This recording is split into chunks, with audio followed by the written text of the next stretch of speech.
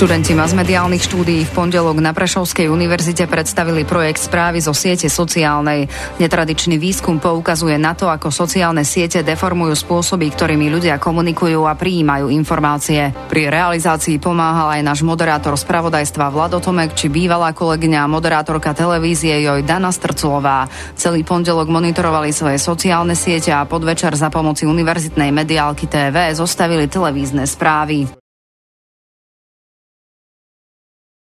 Volám sa Dana Strclová, som bývalá študentka Prešovskej univerzity a momentálne pracujem v televízii JOJ ako moderátorka novín o 12. a reportérka novín o 12. a hlavného spravodajstva. Máme tu taký projekt, chceme poukázať na to, akým spôsobom ľudia komunikujú cez sociálne siete, že vlastne do tých výstupov, odkazov, ktoré zdieľajú a šíria vlastne k svojim priateľom, sa nedostávajú dôležité témy, či už celoslovenského alebo celosvetového charakteru, ale ide skôr o nejaké osobné postrehy, zážitky, hudobnú produkciu, rôzne hudobné videá alebo zaujímavosti. Volám sa Vlado Tomek, pochádzam z Prešova, aj tu študujem masmediálnu komunikáciu už 4. rok, zatiaľ úspešne.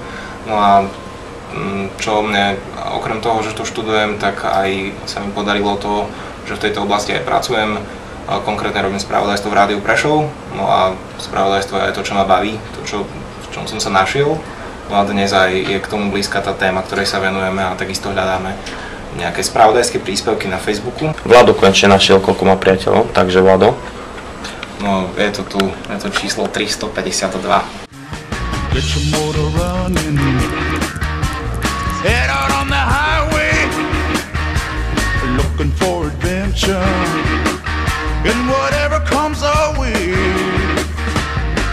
Yeah, darling, go make it happen.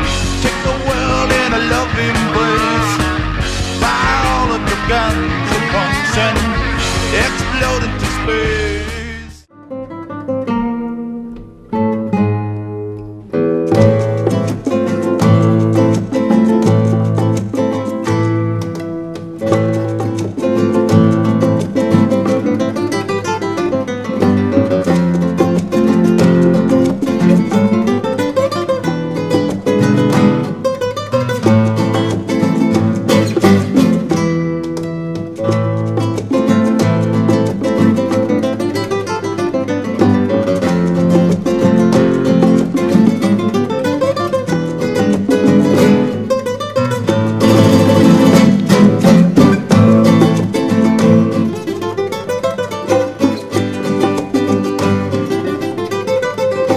Dobrý večer, vítajte pri špeciálnom spravodajstve. Dobrý večer.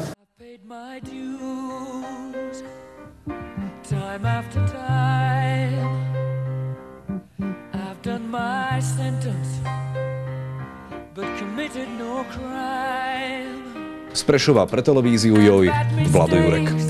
Pre mediálku TV Betka Ropoviková. Počúvate Rádio Prešov v tejto chvíli 8 hodín 7 minút. Ja tu mám dvoch zaujímavých hostí. Sú to mladí ľudia s veľkými ambíciami.